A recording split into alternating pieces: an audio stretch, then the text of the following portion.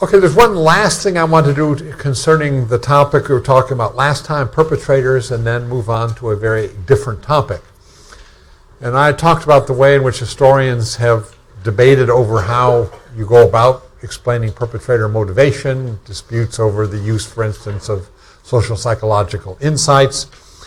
And one last point I would like to make is that, in fact, another, in a sense, tool we have in our kit is that of comparison, to look at the way in which what we can learn about perpetrators in other genocides, and that, in fact, kind of comparative genocide studies, which is emerging now, all gives us sort of additional insights, or at least helps us to test the validity of some of the conclusions we've reached concerning Holocaust perpetrators.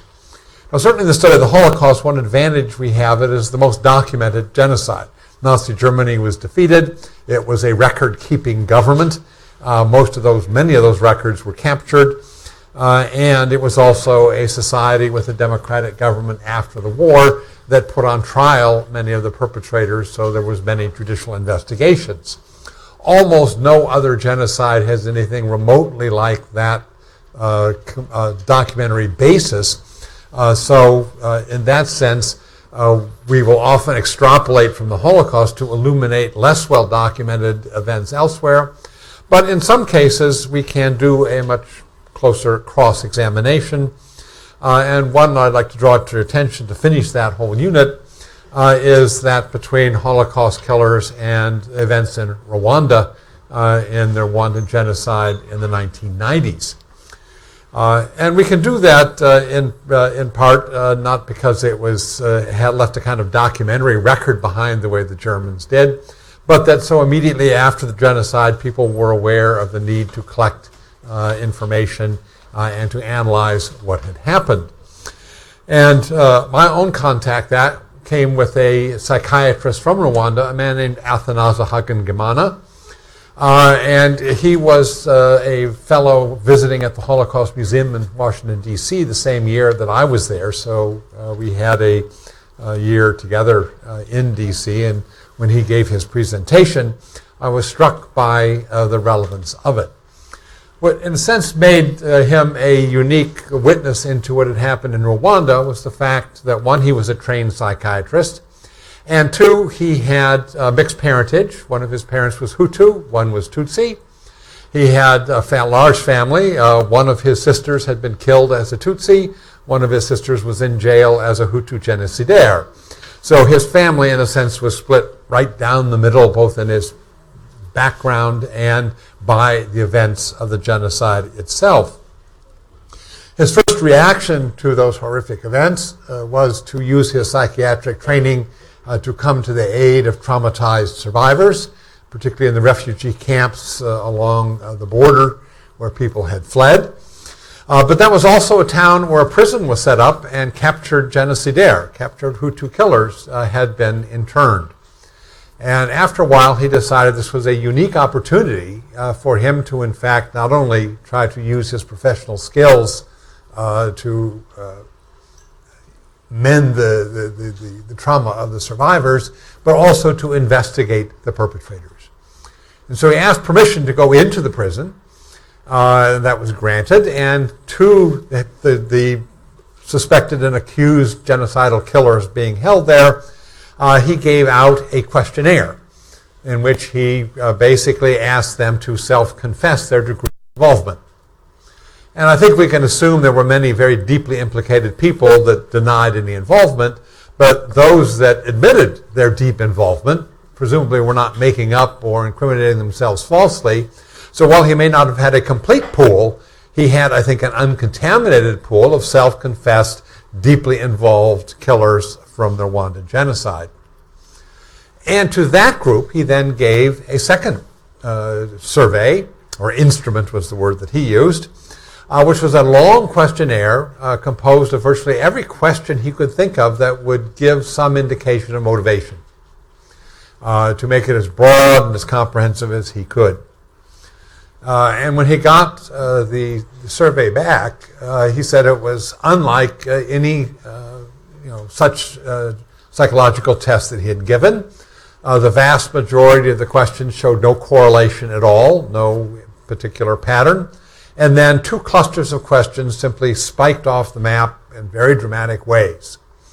And so the key question then is, what were these 2 clusters that provided an off-the-charts correlation while others provided virtually no indication at all?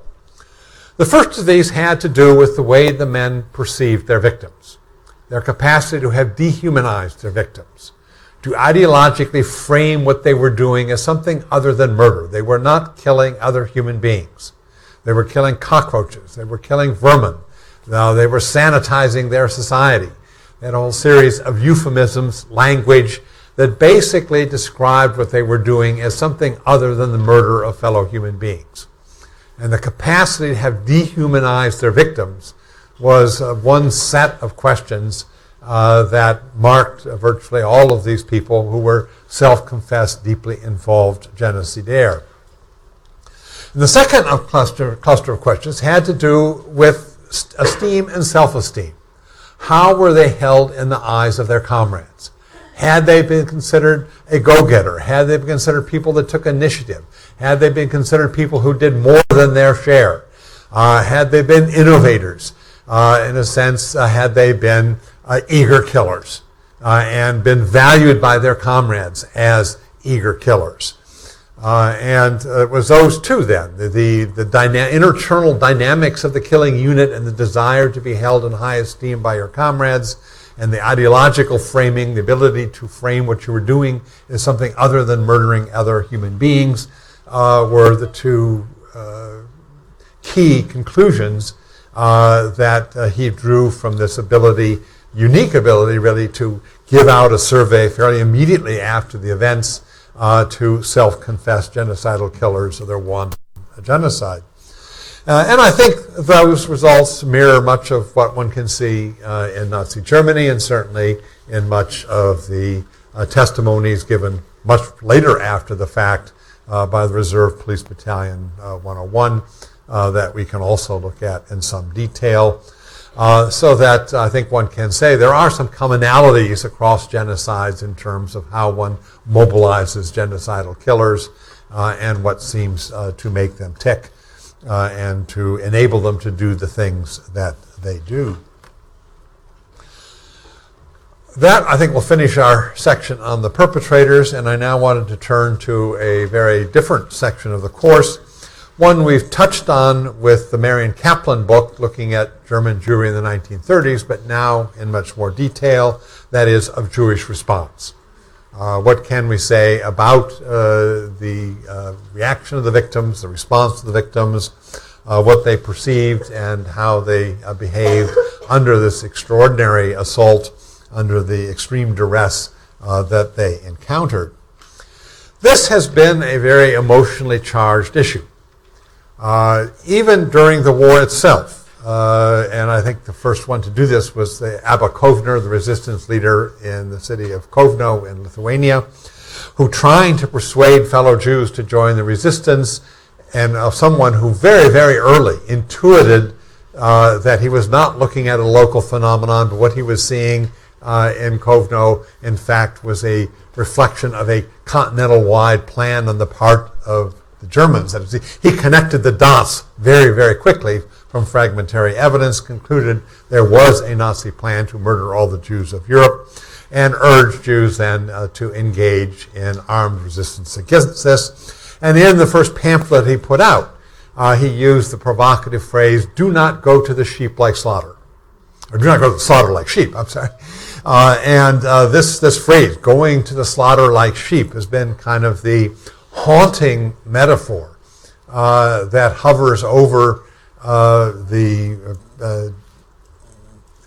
survivor's own appraisal of or own reactions to how they responded to this and to subsequent generations.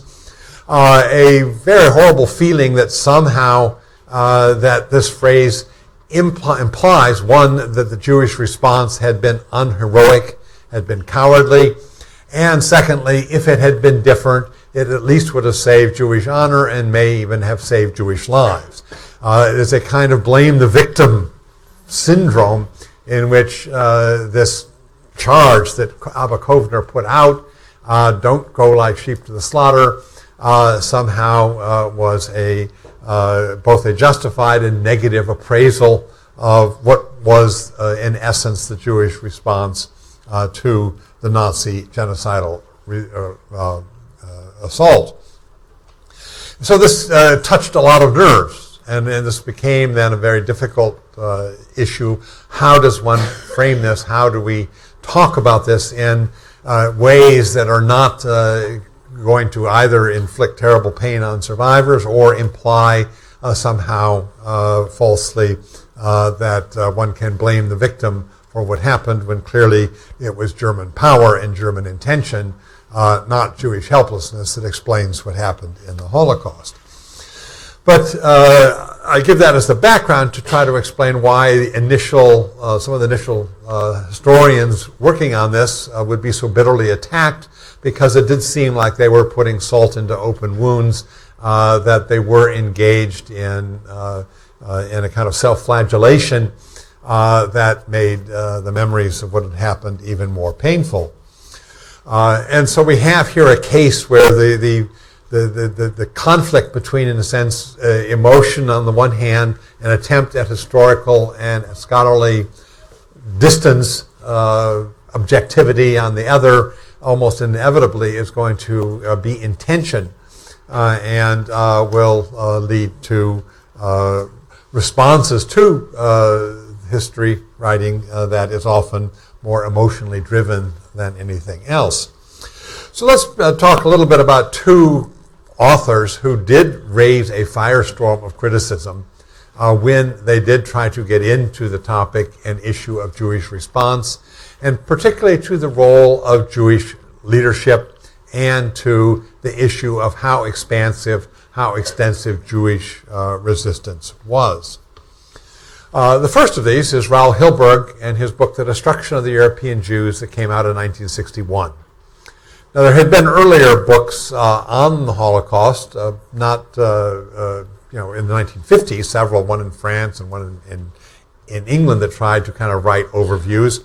But clearly, when Hillberg's book came out, it was a 860-page, double columns, minuscule print, endless footnotes, and based on a virtual total mastery of the so-called Nuremberg documents, the captured German documents that the courts used only a fraction of, but which he used the entirety of in writing his history. And Hillberg said, I'm writing a history of the perpetrators, I'm writing a history of the process of destruction, the machinery of destruction. But nonetheless, as part of that, he said, one cannot escape the fact that part of the German plan, in fact, part of the most insidious aspect of the machinery of destruction, is how the Germans managed to manipulate the Jewish leadership to be instruments of their own destruction, of how Jewish leadership was integrated into the machinery of destruction, and that Jews were, and Jewish behavior, Jewish response, was part of what the Germans coordinated and manipulated to make the final solution as successful as it was. And on top of that, he said, in fact, cooperation, he even used initially in 61 the word collaboration, and we'll talk a bit later about why that term gets changed later to forced cooperation. But he used the term collaboration then and basically said Jewish collaboration was much more significant than Jewish resistance in explaining the historical outcome of the final solution. And he went on to say this is explained by past Jewish history, by historical precedents, that for 2,000 years, Jews in Europe had lived as a minority, often a beleaguered minority under assault and threat, and that over 2,000 years they had learned that some responses worked better than others, that there had developed historically tested, preferable, more successful ways of dealing with a hostile environment around you than others. And so he laid out what he considered the kind of spectrum of possible Jewish response. On one end was resistance, and for Hillberg that meant armed resistance. And next, alleviation, attempts to make things better, often by bribing officials, finding supporters in the Gentile community. Evasion, which meant flight, going someplace else if pogroms and riots got too difficult, or in the case, say, of Spain, expulsion. Paralysis, his view was simply sort of frozen by the threat that you faced. And finally, compliance, going along with all of the measures that were imposed on you, and even what he called anticipatory compliance, doing yourself in ways that controlled, rather than waiting for these new forms of discriminatory policy to be imposed from above and on the outside in a different manner. And it's Hillberg's argument that over 2,000 years, what Jews learned, first of all, was that armed resistance was almost always counterproductive. Nothing stirred up the mob more. Nothing heightened the flames of popular unrest and the ability of the local population to find pillagers and plunderers and raiders and killers and lynchers and so forth than Jews trying to defend themselves. That on the contrary, the best way to get through these pogroms and attack was to duck, keep low, have a low profile. These were emotional episodes that burned out if you let them burn out without continuing to feed the flames. And that armed resistance was counterproductive. Much more productive were intervention on the one hand, that is, or alleviation, trying to go to the bishop's palace, trying to go to the local prince, bribing people to intercede to stop the pogrom, finding allies in the Gentile population to come to your aid, and so forth and so on. Or compliance, simply basically putting up with it until the riots and the attacks would pass. And those two policies enabled Jews as a minority to survive in Europe in this very hostile environment for 2 millennia. It seemed to be the time-tested methods that produced the highest rates of survival, the best chances of the continuity of Jewish life, and the minimalization of loss. When the Germans come, then, therefore, in a sense, the learned, historically sanctioned response on the part of Jewish leaders was to engage in either alleviation or compliance, and in some cases even anticipatory compliance, figuring out what the Nazis are likely to ask next or demand next, and then anticipating that and taking the initiatives to do that in a controlled way on your own, rather than waiting to be forced to carry out those measures later. And that this was, again, as I say, the initial response of Jewish leaders in 1939 to 1941. Come 1941-42, as we have seen, the Germans go beyond any historical precedent. They adopt a policy that in all the experiences of persecution for 2,000 years, the Jews had not faced. A systematic, bureaucratically organized, administered and carried out with all the industrial efficiency that modern industry provided, assault with the goal of killing every last Jew in Europe. Nothing in their historical past equipped them to deal with that new threat. The Germans had to invent that new threat, and the Germans knew what they were going to do from the summer-fall of 41 on. It was going to take a fateful number of months before Jewish leadership could begin to understand that they faced something new, something unprecedented, and therefore all the old past experiences, all the old time-tested ways of response had been rendered obsolete, had to be cast aside, and something new had to be tried. So for Hillberg, this was not a moral failure. It wasn't a matter of cowardice. It wasn't a matter of corruption. It was a failure of perception, a failure to grasp soon enough, when, of course, the enemy was trying to disguise and camouflage what they were doing, the new threat that you faced, and an ability to devise a new response when you were in a position already of extreme duress, impoverishment, hopelessness, disarmament, and so forth.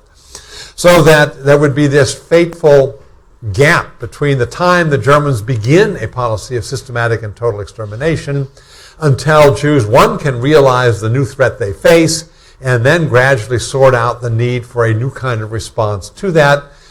In fact, 1942, or as I think as you've read in the introduction of Ordinary Men, there isn't much time. From the spring of 1942, 75 to 80% of the Holocaust victims are still alive.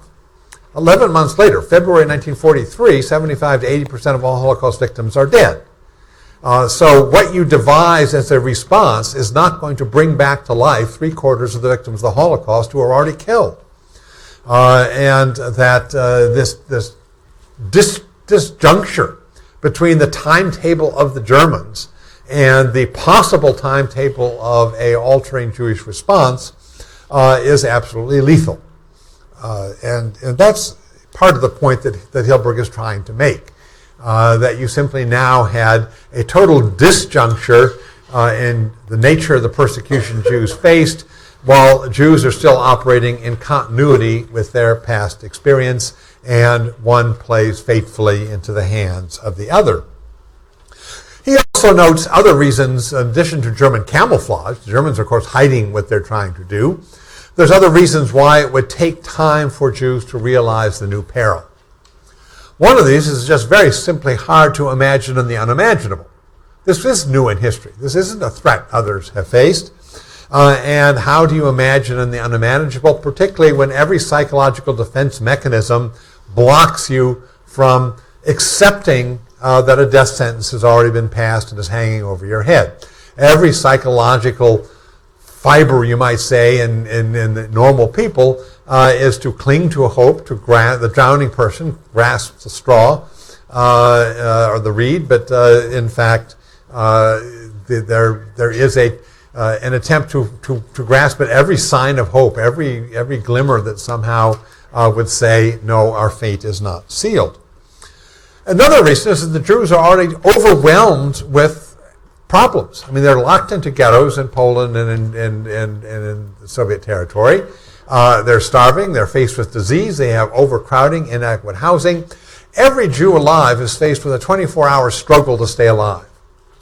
How you sit back and take the long view. Where is all of this leading? What is behind all of this? It's a bit like, tomorrow you have a quiz in one course, you have a book review in another, you have a presentation in a third, and I ask you, what are you doing on your seminar paper that's due 8 weeks from now? And you say, I'll figure that one out later. You're so overwhelmed with the day-to-day problems and crises that you face that you don't have a time to sit back and take the necessary long-term thinking to engage in where, what's behind all of this and where is it leading. So overwhelmed with day-to-day problems, blocked in a sense psychologically from accepting the new threat, faced with something utterly unprecedented for what history gave them no tools to deal with, there is this fateful delay in Jewish reaction that is going to so fatefully dovetail with and suit German purposes.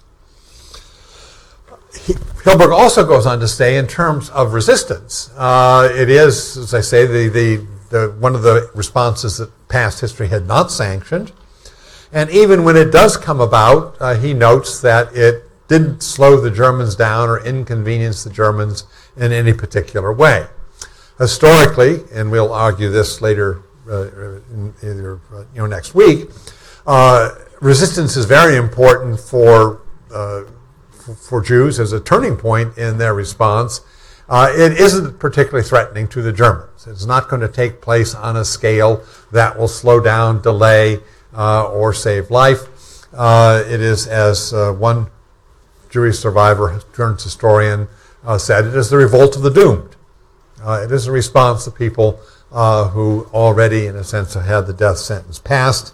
It helps to settle the way in which people might die, but it is not going to alter the basic fact that the Germans have the power and are proceeding to carry out, as I say, a systematic and total extermination. So Hillberg's, not only his characterizing of early Jewish response, as being compliance and alleviation, but also downplaying the significance of resistance to German policy and implementation of German policy. The book faced a sort of uproar of indignation on the part of many, for whom this seemed to be, as I say, rubbing salt in the wound and a kind of insult to the memory of Holocaust victims and survivors. Even more inflammatory was Hannah Arendt. Hannah Arendt was a political philosopher, wrote a very important book called The Origins of Totalitarianism. But in the early 60s, she went to Jerusalem to report on the Eichmann trial, to write a series of articles. I think it was for either New Yorker or Atlantic, whatever. But then she put that into a book called Eichmann in Jerusalem, A Report on the Banality of Evil. Now, immediately, this stirred up lots of, as I say, ferocious criticism, because she was sort of challenging the Israeli portrayal of Eichmann at this trial as the archetypal demon, as the monster who they could finally kind of bring to the box and put on trial as a way of evening the score. And she said, in fact, Eichmann was a rather pathetic, banal bureaucrat of no great distinction, and he was, in a sense, being trotted through a showcase trial more for psychological reasons than as a reflection of the historical reality of the Holocaust. And that phrase, the banality of evil, was immediately interpreted as claiming she was saying the Holocaust was banal, which she certainly was not, but nonetheless it was that another raw nerve that she touched. But in addition to her characterization of Eichmann, which many people found offensive, she also said one of the great problems of the trial, which was designed and conducted to be a kind of history lesson to the world. It was a trial that had both a purpose of bringing justice to Eichmann, but also a didactic purpose through the trial of Eichmann to demonstrate to the world what the earlier trials of Nazis had not done, and that is the prominence and the centrality of the final solution and the destruction of the Jews to National Socialism and to World War II. And so it was conducted as a kind of history lesson. And she said they left out the important part of that lesson, that was the utter failure of Jewish leadership. And Arendt made the very provocative statement that if only Jews had had no leadership, half of them would have survived, that they were basically injured and suffered much worse because of the failures of Jewish leadership than if there had been no Jewish leadership at all. I think most historians reject that conclusion, that was a false conclusion that she made, as I think we'll try to show in this lecture and what follows. But she was lumped together with Hillberg, and they were paired, even though in fact she was making a very different accusation. For Hillberg, the problem of Jewish leadership was a failure of perception. For Hannah Arendt, it was because they were corrupt and sold out, that they sold out their brethren, in effect, that in order to enjoy the allure of apparent power, in order to save their own families, that they basically became tools of the Germans, collaborated with the Germans, and sold fellow Jews down the river. That is a very different kind of accusation. That is an accusation of moral failure, not a failure of perception. But yet, as I say, they were both lumped together simply because they had touched the same nerve, though poking at that nerve, they had actually made very different accusations that were not, I think, sorted out properly at the time. Much of what Hannah Arendt wrote, most historians have now, I think, concluded was wrong. Her characterization of Eichmann was inaccurate. Her characterization of the Jewish leadership was inaccurate. She was not an historian, and she was observing this as a journalist, and that the book had a huge impact, but I think in terms of a historical verdicts, it has not stood the test of time. Other than the terms and how she meant the term banality of evil, in the sense that many of the people who carried out the murder, like the men of 101, were in fact fairly ordinary, banal people. Banal people can commit horrific murder on a horrific scale, is what that part of her argument, I think, has held, but her characterization of Eichmann on the one hand and Jewish councils, Jewish leadership on the other, has not. In any case, as often when you have an emotional conflict like this, once the heat has begun to go down, it does stimulate and produce very useful scholarship. And that there were a number of responses to Hillberg in particular that I think we could say were quite constructive. And I'd like to discuss in a sense what those responses were. The first was to document what they thought was the falsity of his claim, as there had not been much Jewish resistance. And so many scholars went out and tried to find virtually every example of Jewish resistance, every partisan band, every ghetto uprising, every act of sabotage. And indeed, we discovered many things that we had not known before. And we can now say much more about resistance here or there. In the end, however, that is a numbers game that is not going to be won if your goal is to show most Jews resisted. Most Jews did not resist in terms of armed resistance. Most Jews were children, women, elderly, and they are not the people that in any society, in any circumstance, are those that are engaged in armed resistance. And in virtually every country in Europe, armed resistance was always a minority of a minority, and that was no different from Jews. So we found out a lot more about the nature of Jewish resistance, but in the end, I think the verdict that most Jews did not engage in armed resistance remains as a historical fact. A second response was to argue that we needed wider documentation. Hillberg had worked primarily with German documents. And to see Jewish victims and to see Jewish response through the lenses of the Nazis who are writing the German documents invariably is to see a skewed picture. German authorities in the field are not reporting that they're being fooled by Jews. They're reporting how in total control they are. The language they use is going to be disparaging of Jews. They're not going to record acts in which Jews responded with extraordinary dignity or courage. So you get a picture in Hillberg, looking through German documents, that it's difficult to entirely sanitize your use of German documents in a way that would fully capture, in a sense, the nature of Jewish response. The answer is, of course, you need to supplement that with Jewish documents and Jewish testimony. And we do have a fair amount of Jewish testimony. Much of that has been collected much more recently. The big projects on collecting Jewish testimony really don't come until the 80s and 90s. That was not available in 1961. There was also much collected by the German courts in the 70s and 60s, but Hillberg published in 61. He was dealing with documents available in the 50s. He did not have this mass of survivor testimony that we now have available to us. As far as contemporary documents, the Germans, of course, kept very nice files. Jews, insofar as they left written contemporary documents behind, they are going to be diaries or letters or fragments of Jewish council papers that somehow miraculously survived the destruction of the ghettos that took place. So Jewish documentation, unlike the nice files that the German bureaucrats kept, is going to be scattered. It's going to be fragmentary.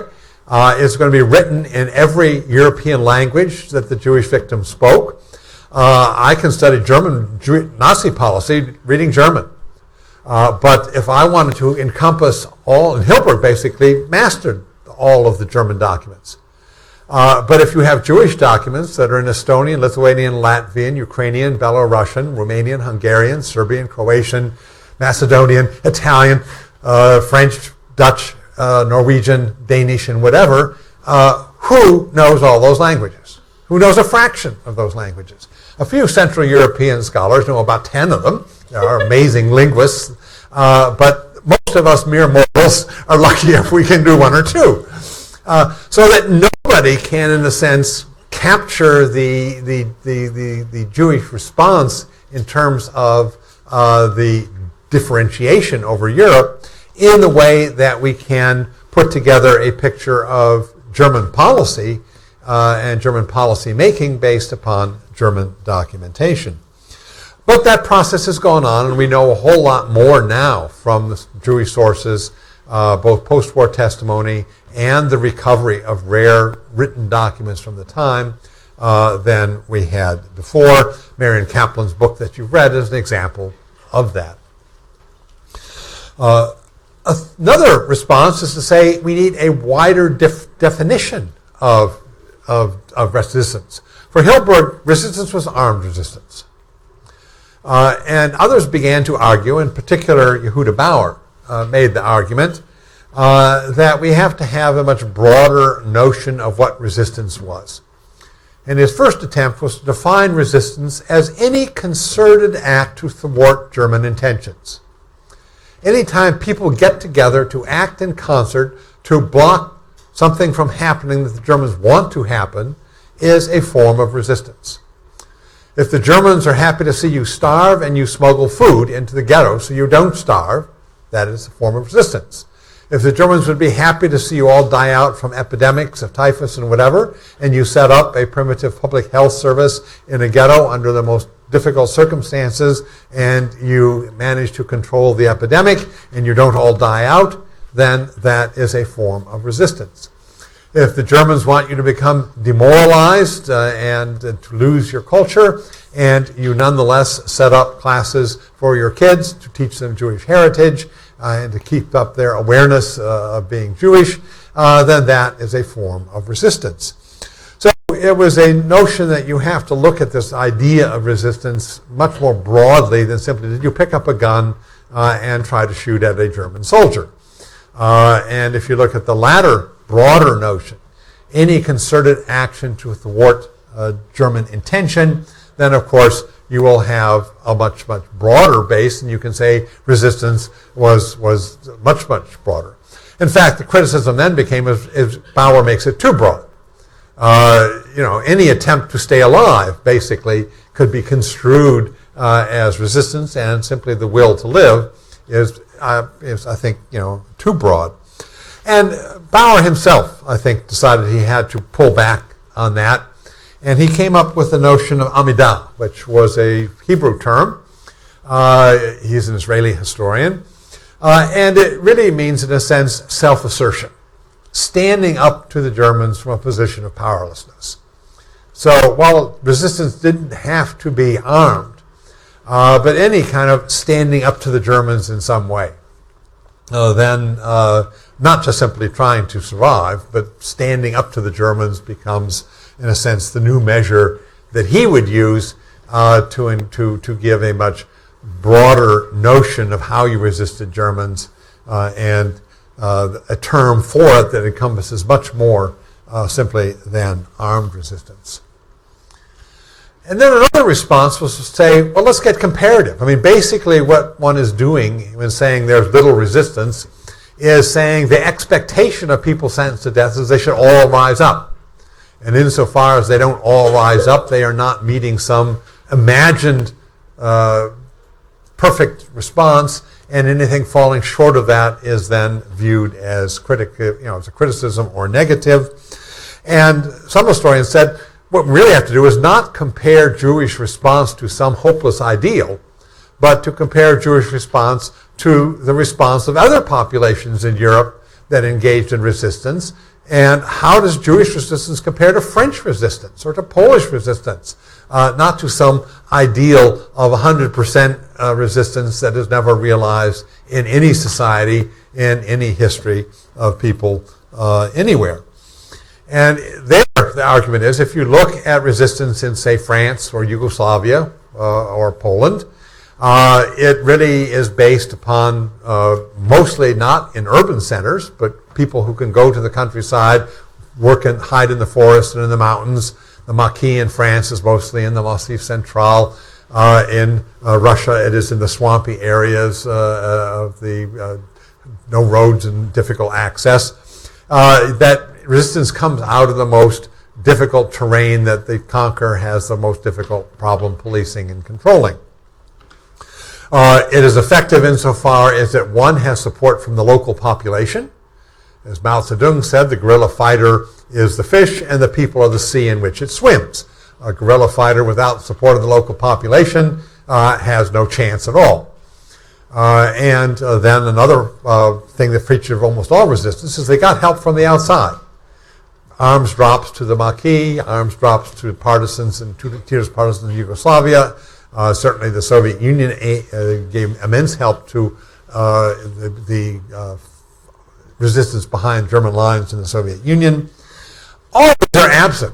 Jews are an urban population. They don't live in the countryside. They're not going to ever have significant numbers of them located in the swamps and hills and forests of any of these countries. They don't have main support from local population, particularly in countries in Eastern Europe, as we'll see. And they are not a population that the Allies invest in terms of arming. The Allies are not making arms drops to Jews in ghettos. They're investing in partisans who they think will blow up German train tracks, not beleaguered people who will defend themselves against a genocidal assault, but will have no post-war payoff as a political force in countries after the war. So if you consider all the disadvantages under which Jews operated compared to resistance among other peoples, Jewish resistance is much more plentiful. Many more people among Jews are resisting than among other populations against much greater odds with much less support. So a comparative framework, so the comparative people argue, leads not to the conclusion about a deficiency of Jewish resistance, but in fact to its, in comparison to others, that it is greater and more widespread. Well, that's sort of trying to lay out what the historiographical debates have been. And now I want to turn to the topic that has been a focal point of one of these debates, and that's the Jewish leadership, in particular in the form of the so-called Jewish councils. And the term for that, the Jewish council is the German singular is Judenrat, the plural is the Judenräte, and you'll often see it's a term that often we use the German term Judenrat rather than Jewish council often in the books, so you will see it either in English or in the original German, because outside of that context, basically the term is never used. Just like the term Einsatzgruppen, it has no parallel elsewhere, and we don't make up an English term for it.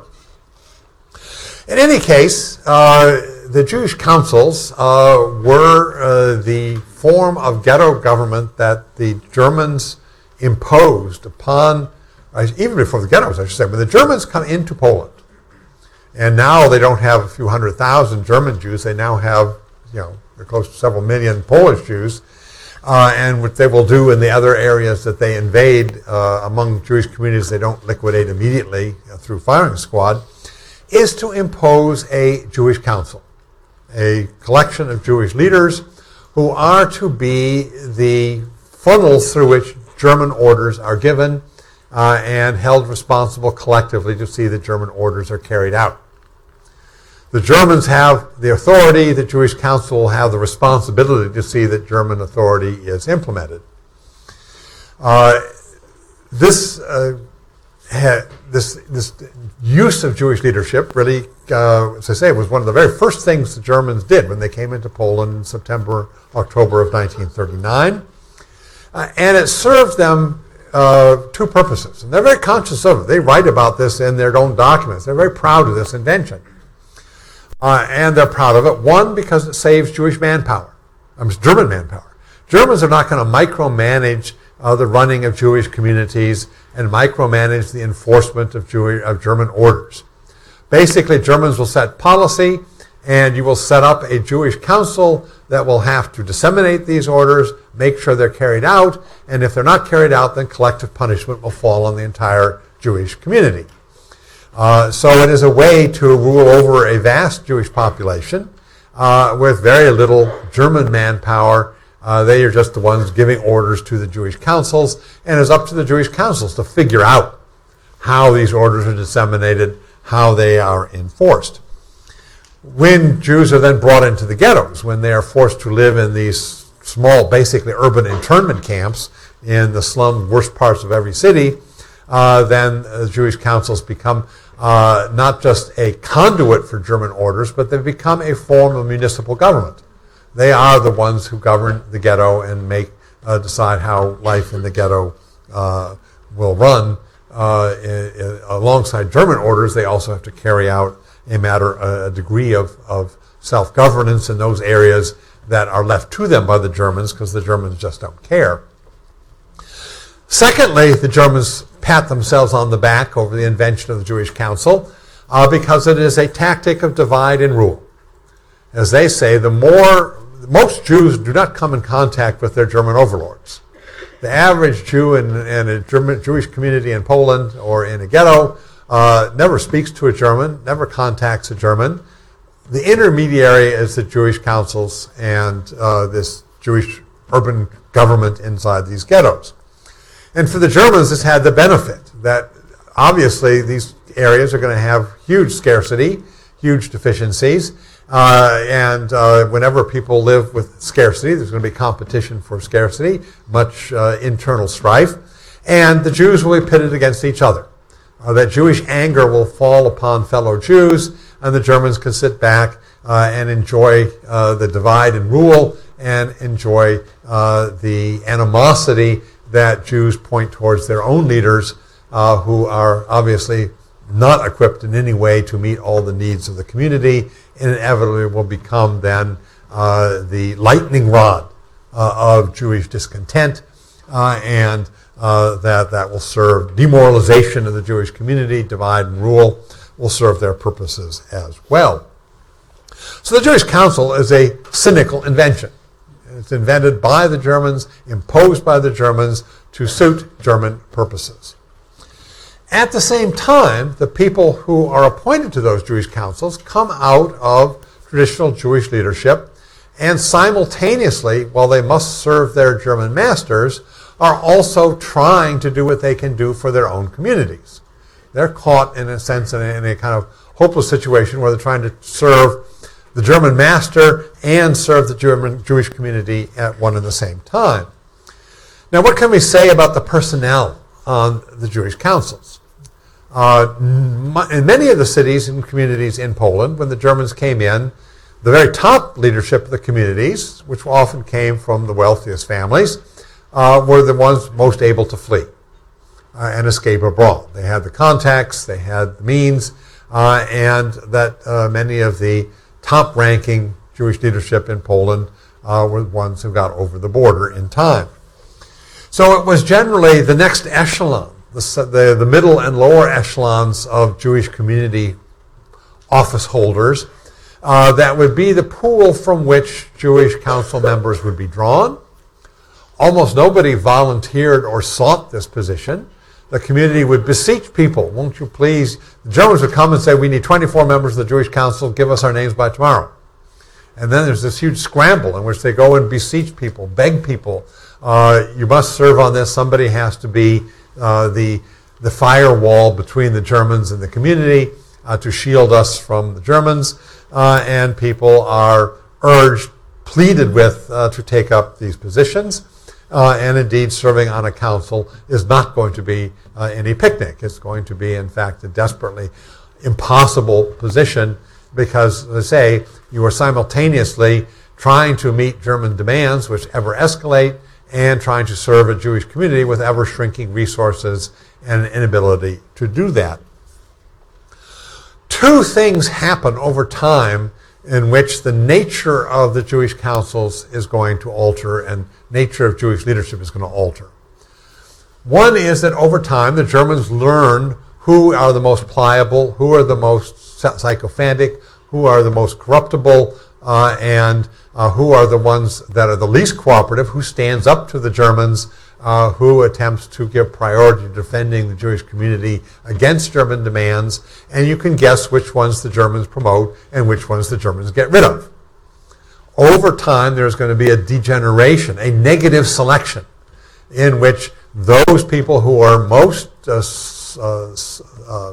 sycophantic and obsequious to the Germans are going to remain on the councils, and those that the Germans consider the most troublesome, uncooperative, stiff-necked, are going to be gotten rid of, and so that the quality of the leadership will become more and more negative as the Germans set out to choose people who are negative in terms of the Jewish community's interests, positive in terms of cynical German interests.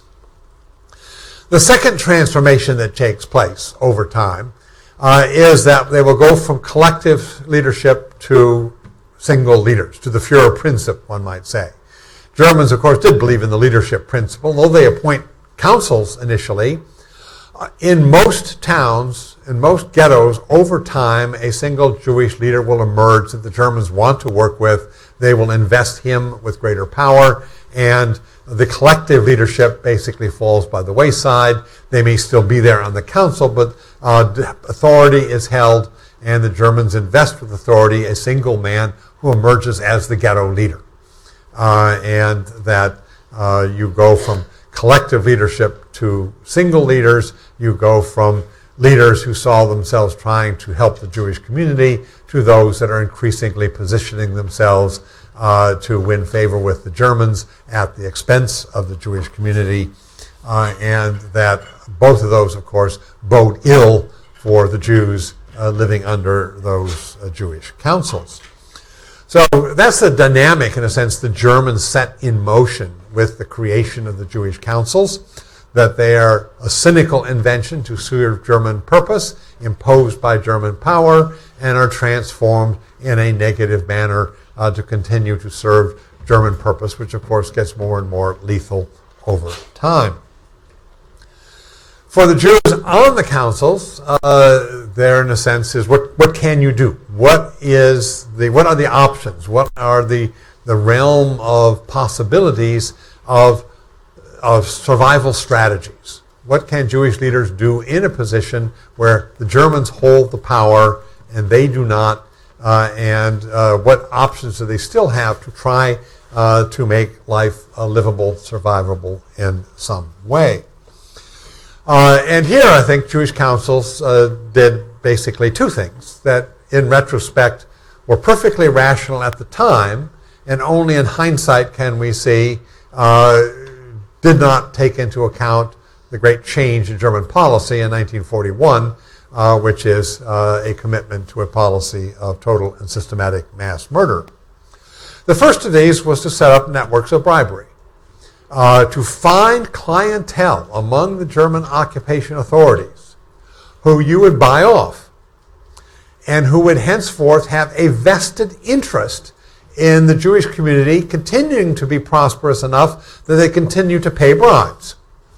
To, in a sense, have a clientele within the German occupation authorities who would benefit from, prosper from, the Jews being prosperous enough that they can continue to pay bribes and enrich those that ruled over them. So bribery was going to be systemic. The German occupiers in the East are pervasively corrupt.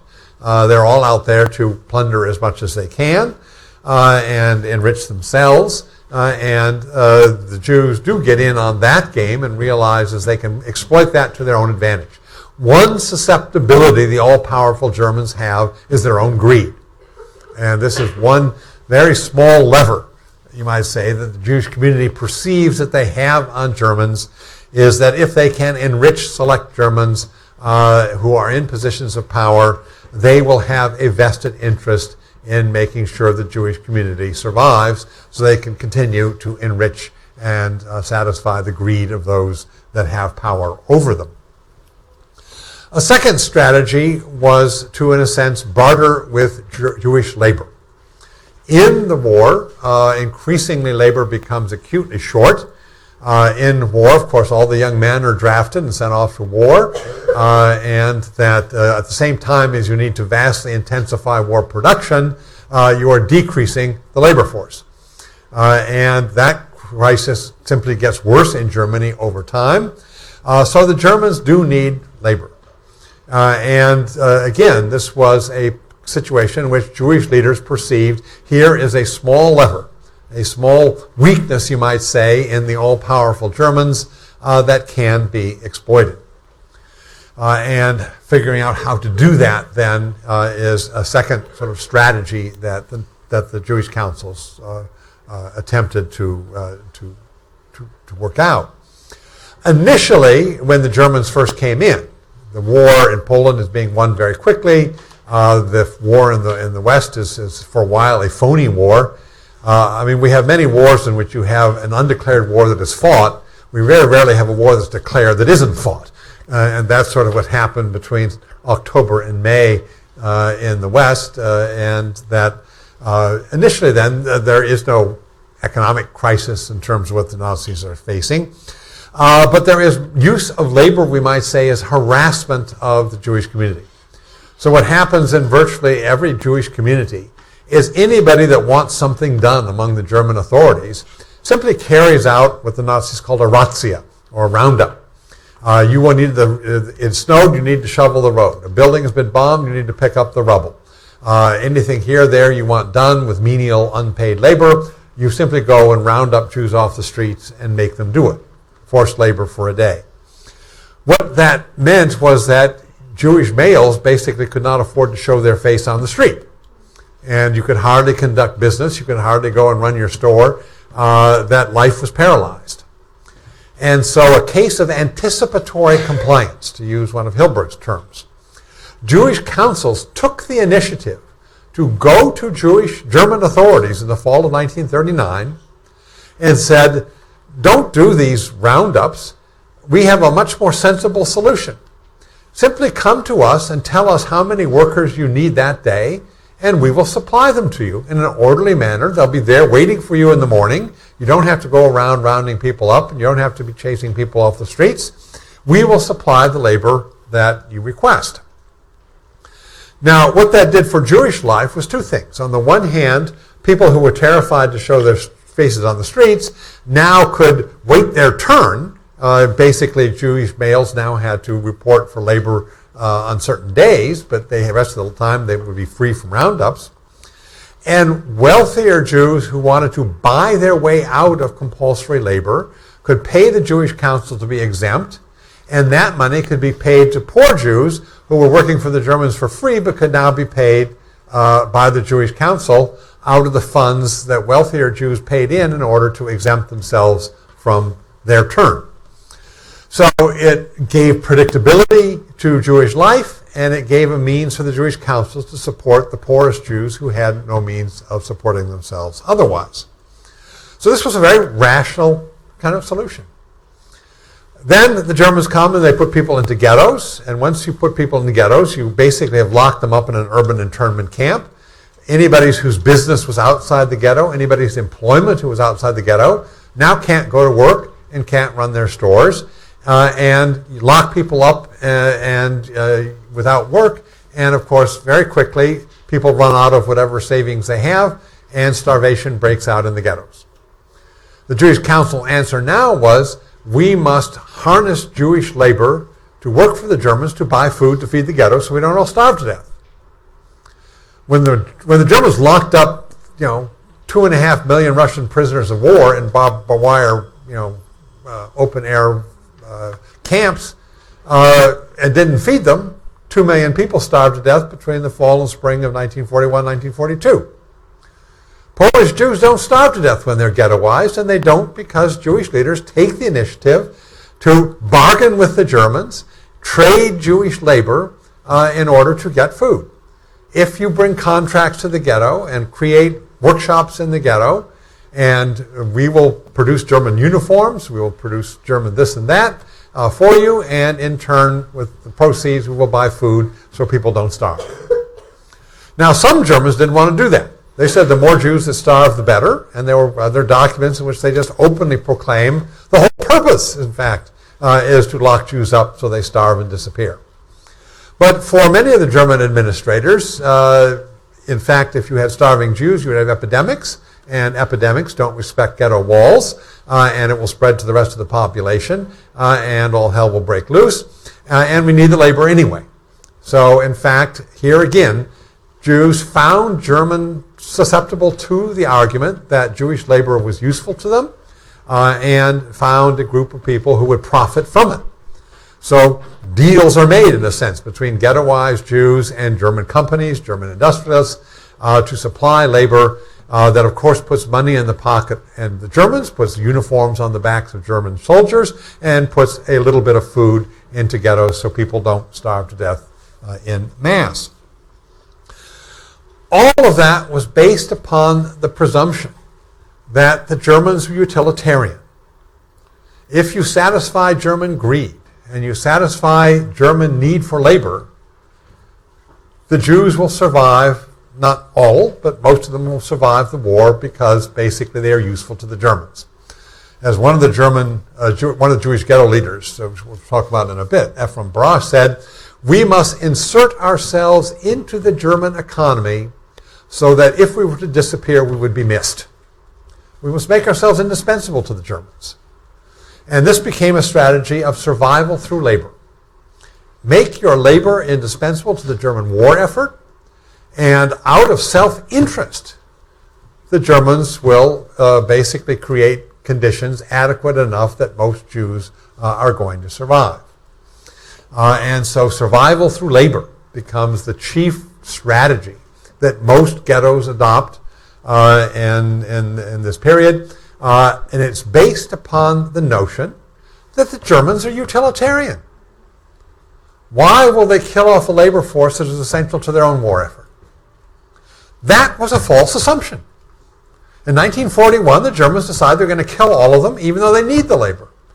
They're going to shoot themselves in the foot to accomplish an ideological goal of solving the Jewish question, even if it is harmful to their own war effort. Now, who could have calculated that? Who could have foreseen that? And why would it take so much evidence to convince yourself of the contrary? It's because it is, at least in terms of utilitarianism, it's irrational. In terms of German ideology, it is not irrational. Jewish leaders are operating by utilitarian assumptions, and the Germans are operating by the logic of a racist ideology that supersedes utilitarianism. And they're simply living in two different mental universes, and the responses of the one are not going to be adequate to the threat of the other. And that is the tragedy, in a sense, that plays out in this gap between when the Germans start to liquidate ghettos and to start a policy of killing old Jews, and an inability of ghettoized, trapped Jews to realize what is happening, and then once they realize that, what in fact can you possibly do about it? So that's sort of the strategies they initially tried. They made perfect sense under the circumstances of the time. Initially, they were successful in the sense that the fate of ghettoized Jews was not the fate of the imprisoned Russian POWs. The Jews are still around in 1942. If they had suffered the fate of the Russian POWs, there wouldn't have had to been a final solution. They'd all have disappeared. But they're still there, and they're still there because of the survival strategies that Jewish leaders had adopted, which were adequate to pre-1941 policy. They are not adequate to post-1941 policy. Once the ghettoization takes place, and then, of course, German demands begin to increase, and ultimately, starting in 1942, the liquidation of the ghettos begins, then Jewish leaders now face a whole other set of dilemmas. What do you do now? Up until 42, they have done another number of things that they wrestle with. That is, if you don't have enough problems, the first thing, of course, when Jews are thrown into the ghettos, is that you have massive overcrowding. Germans invariably pick the very worst area of town, that they overcrowded many folds so that you have several families per room practically living cheek by jowl. If you didn't have some sort of public housing that is sorting out of who's assigned to what, you would have had anarchy and civil war. So somebody has to take control of assigning of housing. You have totally inadequate supply of food. The Germans always supply a small fraction of the food needed to keep people alive. They therefore must, one, earn it through Jewish labor, and get it into the ghetto through smuggling. And then it has to be distributed. Again, you're going to have to set up food kitchens and rationing and other ways in order to ensure that there is some way of trying to help, particularly the poorest in the ghetto. Epidemics break out. You have to have some kind of public health measures. So all of the urban problems that one would have are now multiplied many-fold because you're doing it with vastly greater overcrowding with much less resources in the ghetto. And then the Germans come and say, well, you've been complaining about overcrowding, so good news. We are going to take a number of Jews and send them to work camps in the countryside where they can work on farms and grow cabbage.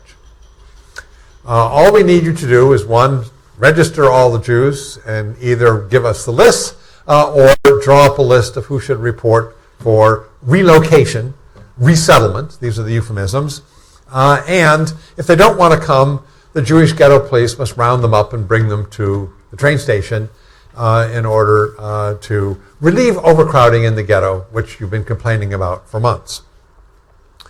And then, of course, those people disappear, and later they come, well, we need more people, and by now you're wondering, why haven't we heard from our relatives who have been sent, and rumors have begun to spread, and nobody is going to volunteer, nobody is going to report, and increasingly the collection of people is, greater violence is needed, and everything is becoming, in a sense, a struggle for life and death within the ghetto itself. What do Jewish council leaders do?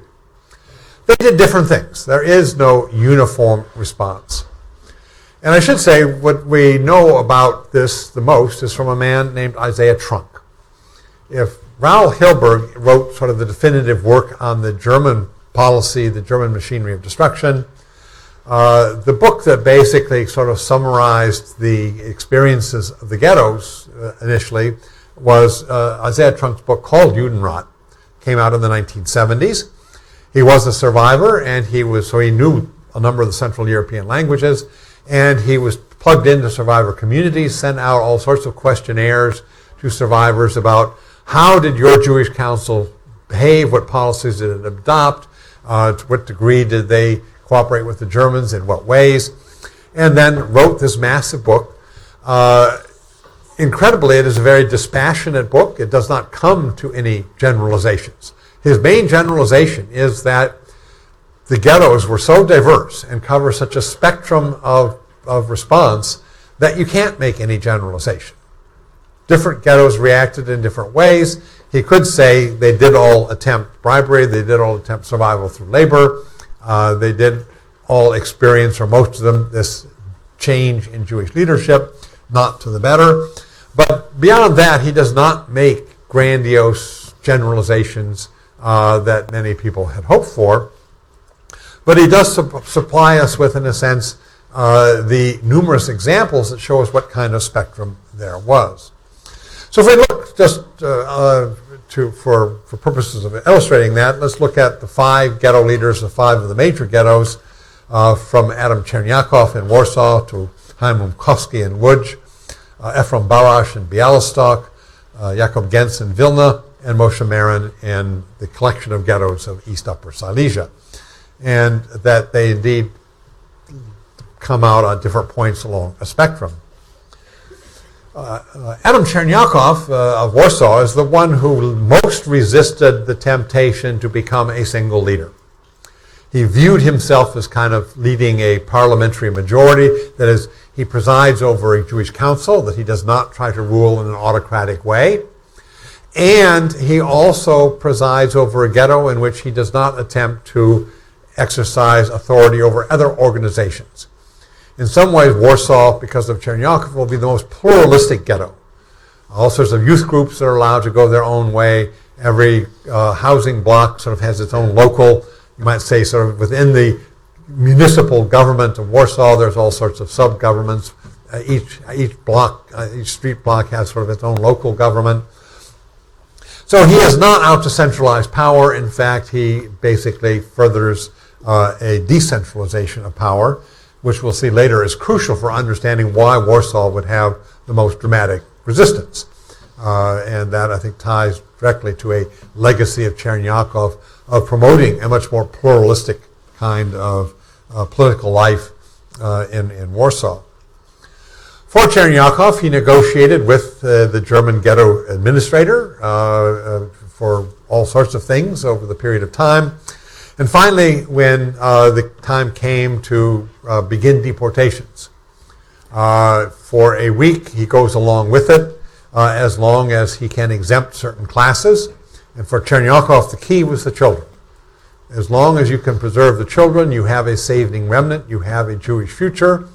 And when the Germans come back and affirm that they are rejecting his request that Jewish children be omitted from the deportations, he decides that that is a line he can't cross.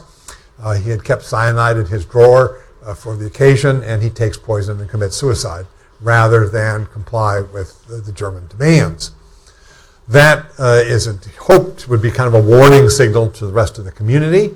In fact, the Germans immediately appoint someone else in his stead who is much more pliable, and the ghetto police in Warsaw continue to play the role of rounding up people and meeting the German quotas as the Jewish Warsaw ghetto is liquidated. So Chernyakov was an example of someone who drew a fairly early line and drew it at the prospect that if you can't protect children, this is the signal that Germans really have no future, Jews have no future, and you simply can't comply any longer. Ephraim Barash in Bialystok was someone who kind of played a middle game. On the one hand, he was working up a policy of survival through labor, did build up a clientele of German industrialists who benefited from Jewish labor in Bialystok. But even when the Germans came to reduce the ghetto and to take away what they considered the non-workers, the useless people that weren't contributing, he decides to go along because you must have a saving remnant. That somehow you have to play for time. And as long as you have a remnant that survives, if you can outlast the Nazis, outlast the war, that will justify having not resisted the Germans when they carry out partial liquidations of the ghetto. So he makes the very difficult decision that he will go along with partial liquidations, but at the same time, he tolerates and encourages the creation of a Jewish resistance group within the ghetto, as long as they agree to wait and hold their fire until the Germans come for the final liquidation. You don't resist partial liquidations, you play for time, you hope for a surviving remnant. When the Germans come, if they do, to liquidate the ghetto in its entirety, then you have a revolt of the doomed, then you fight to the last person, and then there's no point in not resisting at that point, and to take as many Germans with you as you can. So it's a two-track policy. Play for time as long as you have time. When time expires, then resistance and a desperate resistance in any way that you can. The problem, of course, is you don't know when the Germans are coming for the final time. That every time they tell you it's a partial resistance, they don't give you announcement ahead of time. And when the Germans do come to liquidate the ghetto at Bialystok, which lasted until the summer of 1943, till August of 1943. Barash did keep the ghetto alive for a long time, longer than any of the other ghettos in the surrounding area, because German industrialists did intervene and asked that their workforce be kept. That is, it was a successful policy for a period. But finally, in August of 43, Himmler orders the complete liquidation of the ghetto. The ghetto is surrounded and invaded. And there simply isn't time to summon and mount the resistance to be of any effect. They do try to mount a resistance, but people can't be mobilized. They can't be set up in time for it to be more than a kind of futile gesture. So Barash had a strategy in mind. It was a strategy that was based upon the mistaken notion that he would know when you had to switch from the first track to the second track, and in fact, whatever his intentions, he was unable at that moment to effectively go from track one of compliance to track 2 of resistance. Chaim Rumkowski in Ghetto of Łódź is a man who the Germans found to be quite congenial. He had a very autocratic temperament. He very early shoved aside other people on the Jewish Council to become the Jewish leader that would negotiate with the German leader. Got very much into the notion of one-man rule. Very early, he is in fact the first innovator of creating Jewish factories, Jewish businesses within the ghetto, turns Łódź into a work ghetto from a very early point, and is utterly intolerant and critical of anyone who thinks he is on the wrong track. And those that protested against his policies, he calls troublemakers and rumor mongers and dissidents who threaten the ghetto. Anybody who does not go along with his strategy of survival through labor is a danger to the ghetto. That Rumkowski himself, he says, is the only one that knows the way through. And if only people will obey him unquestioningly, there is a chance the ghetto will survive. All of these people who oppose him and resent his dictatorship over the ghetto are a danger to the community. And this psychological reaction of Rumkowski was given a name by one of the very early Holocaust historians, again a survivor historian, Philip Friedman, who called it the Messianic Complex. The notion that some Jewish leaders in this horrific situation become convinced that they and they alone have the path to survival. They and they alone, if only everybody will obey them, follow them, unquestionably can lead a remnant to survive, and therefore any criticism of them, any alternative policy is viewed not just as a personal challenge, but an assault upon the entire community, which they are the embodiment of, and therefore is viewed in a sense as a kind of treason. So Rumkowski runs the ghetto with an iron hand. The Jewish police in the Łódź ghetto round up and arrest dissidents. There's a Jewish jail for those that oppose Rumkowski. And when the deportations begin, Rumkowski basically assigns to those deportations all the people he considers the troublemakers and the critics, that he unloads all of his opposition on the first trains that go to Chełmno, where, of course, they are murdered in the earliest of the death camps. Rumkowski initially thinks that the people are being relocated to work is rational. He believes the Germans are utilitarian. As proof comes in that this, in fact, is not the case, and word gets back to the ghetto increasingly that, in fact, the people who are selected for deportation and sent away are not going to live, that this is, of course, a grave challenge, but it's one that, in fact, does not alter Rumkowski's policy. And Rumkowski, indeed, continues to say, labor for a saving remnant is the only way.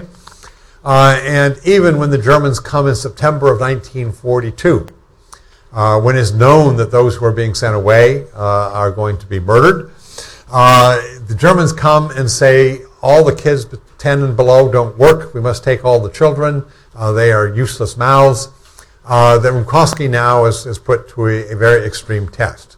What do you do when the Germans come and demand that the ghetto police round up all the children and turn them over for deportation? We have a remarkable document. That is, Rumkowski actually summons the people and gives a speech in which he is trying to explain what the alternatives are and why, again, people in general basically should comply. This speech, there's photographs of it. We have that. And when I was teaching at University of Monash in Melbourne, I went to the Jewish Museum there and was giving a kind of seminar, and I talked about the Rumkowski speech. And a little man who was in his 90s, said, I heard it. I was there. Abe Goldman in Melbourne may be the last living person who actually, as a 12-year-old, heard the Rumkowski speech that he gave in early September of 1942. What does Rumkowski do? This by now is no longer the arrogant dictator. This is a broken man. It's a difficult speech to hear. But here's Rumkowski's words. The ghetto has received a hard blow. They ask of us the best we have, children and old people. I have never had the luck to have a child of my own, and so I gave up the best parts of my life to children. He ran an orphanage before the war.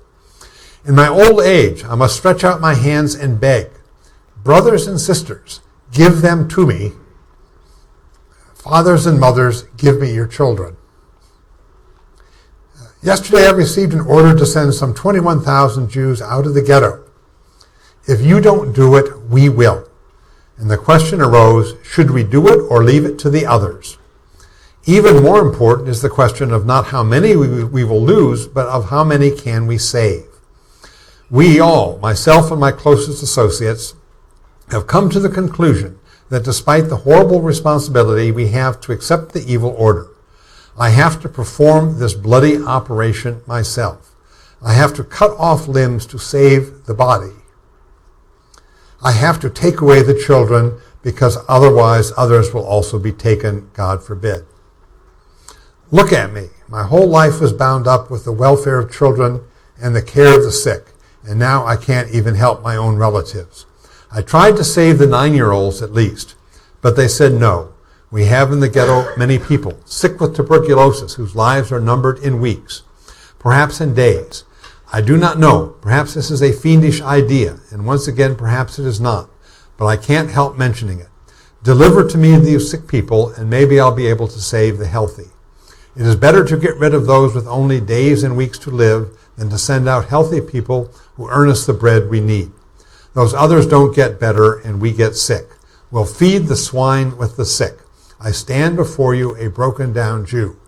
Don't envy me. This is the worst task I've ever undertaken. I stretch out my weak trembling hands to you and I plead, give me those victims to forestall their demand for more victims, to save 100,000 Jews.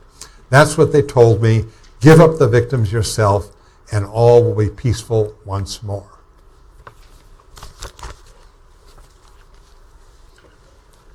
This was the continual game, of course, the Germans said, give us this and everything will be fine. And then, of course, they came back later and liquidated the Lodz ghetto in the summer of 1944.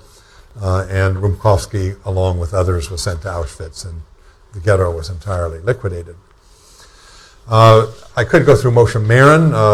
In some ways, he's the most extreme outlier. That even more than Rumkowski, an autocrat, but I think bordered on the psychotic. So we'll leave him as a kind of outlying exception. But in any case, this notion of the Messianic Complex, I think Rumkowski, Moshe Marin are key examples of people put into this torturous situation who simply became convinced of their own indispensability and were impervious, one might say, in the end to other perspectives, to other alternatives, resisted resistance, and insisted on compliance as the one hope of saving a remnant.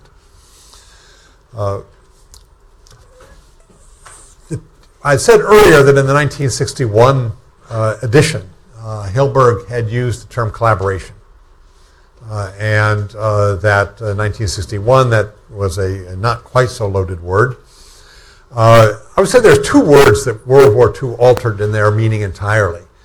It used to be that collaboration and appeasement were positive words. Collaborate, collaborative learning, collaborate, get along with everybody. Appeasement, you try to settle things peacefully, you try to meet people's justified demands. Neville Chamberlain ruined the word appeasement for all time, and Pierre Laval and others in World War II basically ruined the word collaboration. Now they're two words that have utterly negative connotations. In any case, the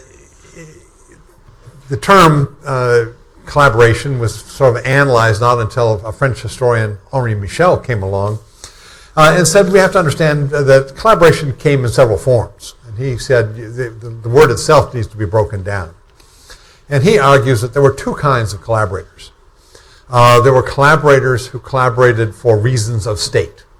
So someone like Marshal Pétain, we'll talk about this later, the head of the French state, that surrenders to Germany and then reaches agreements with Germany because he wants to shift the burden of defeat from France to others that are defeated later, wants to help French national interests as he understands it, and this requires France to collaborate with Germany.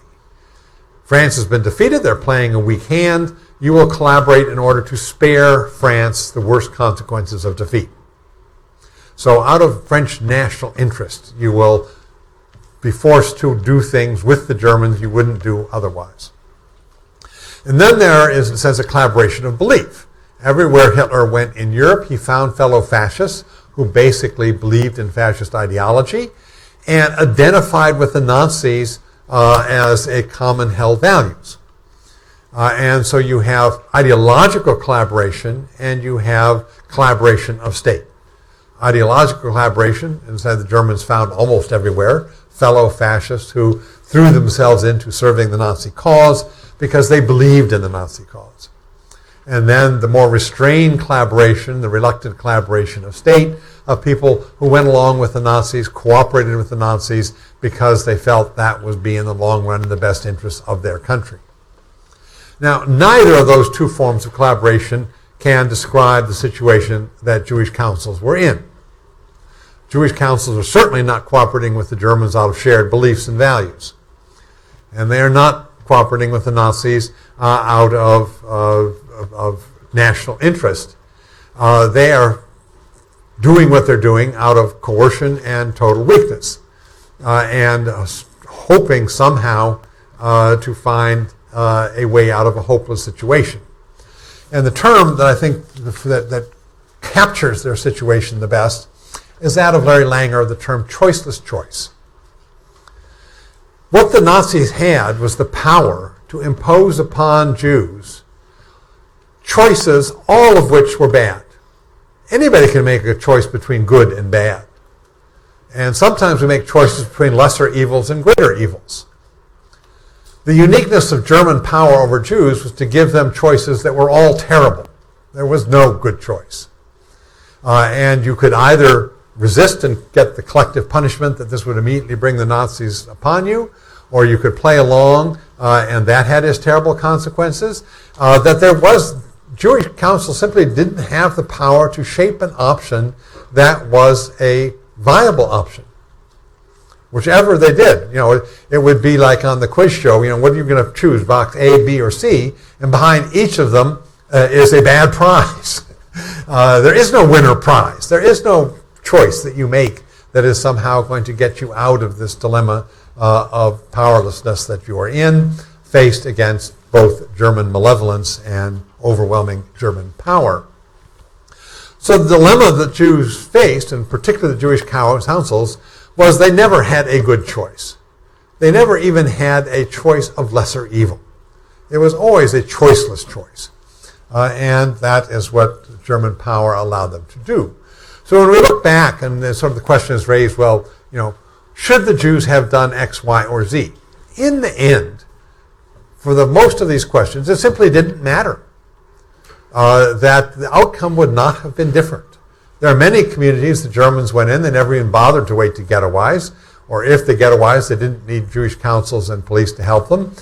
They wiped them out very quickly and without any kind of hesitance. The tragedy plays out in the ghettos that continue to exist over a period of time that are subjected to partial liquidation, where the hope that somehow a surviving remnant is going to still be there, and that is just some ways just makes the agony of slow death even worse than the quick total liquidations that were carried out when that was the German choice to do so. So when we look at the situation that Jewish councils faced, it is not one, I think, in which hindsight has rendered us any wiser. It doesn't offer us if only they had done rather than something else. We'll see when we get to resistance. It is the revolt of the doomed that is not an alternative that's going to save anybody either. It will be a different way of dying, but it is not a way out in terms of the alternatives that German power allows.